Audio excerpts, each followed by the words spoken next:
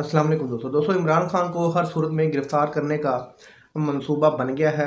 या तो ज़मान पार्क पर एक ग्रैंड ऑपरेशन किया जाएगा, पहले ऑपरेशन से भी बड़ा, या इमरान खान को इस्लामाबाद पेशी पर आते या जाते किसी भी सूरत में गिरफ्तार किया जाए। क्योंकि इमरान खान साहब ने कुछ लोगों का नाम ले लिया है अपनी प्रेस कॉन्फ्रेंस में, अपने किसी खिताब में। इमरान खान साहब के ख़िलाफ़ 6 मुकदमात मज़ीद दर्ज कर लिए गए हैं। उनमें आइन से बालातर, कानून से बालातर, पाकिस्तान बल्कि पाकिस्तान से भी बालातर लोगों पर इमरान खान ने जो इल्ज़ामात लगाए हैं, उन इल्ज़ामात की वजह से इमरान खान पर 6 मुकदमात और दर्ज कर लिए गए हैं कि इमरान खान की जुर्रत कैसे हुई, साबिक वज़ीर आज़म की जुर्रत कैसे हुई इन साहिब पर इल्ज़ामात लगाने की, इनका नाम लेने की।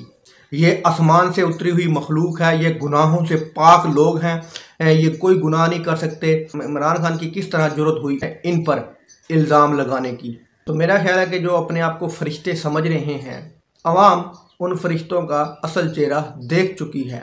उन फरिश्तों को जब इमरान खान ने आईना दिखाया तो वो फरिश्ते बुरा मान गए। आपने कहा कि कोई सबूत है तो लाएं, तो जनाब सबूत तो इकट्ठे करने नहीं दिए जा रहे। जो लोग मुद्दई थे उनको हार्ट अटैक हो जाते हैं, जिस तरह के वो SHO इसको हार्ट अटैक हो गया, जिस तरह के डॉक्टर रमज़वान को हार्ट अटैक हो गया। उसके पास भी बहुत सारे सबूत थे। जो इन्वेस्टिगेटर ऑफिसर थे वो इन्वेस्टिगेट करने को तैयार नहीं है, कोई बंदा मुकदमा दर्ज करने को तैयार नहीं है।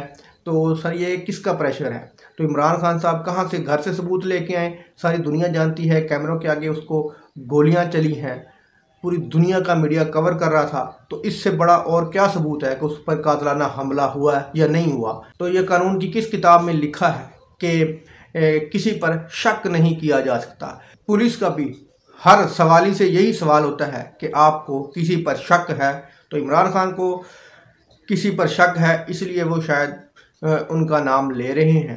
तो सबूत इकट्ठे करना इमरान खान का काम नहीं है।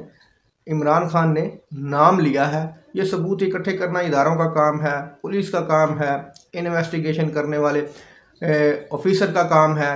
तो जनाब ये कानून सबके लिए बराबर है। तो आवाम के पास भी इख्तियार है कि वो अपने ऊपर होने वाले जुल्म का इल्ज़ाम या शक किसी पर जाहिर कर सकती है। अगली खबर यह है कि सुप्रीम कोर्ट ने आज धज्जियां उड़ाकर रख दी हैं PDM की और अटॉर्नी जनरल की।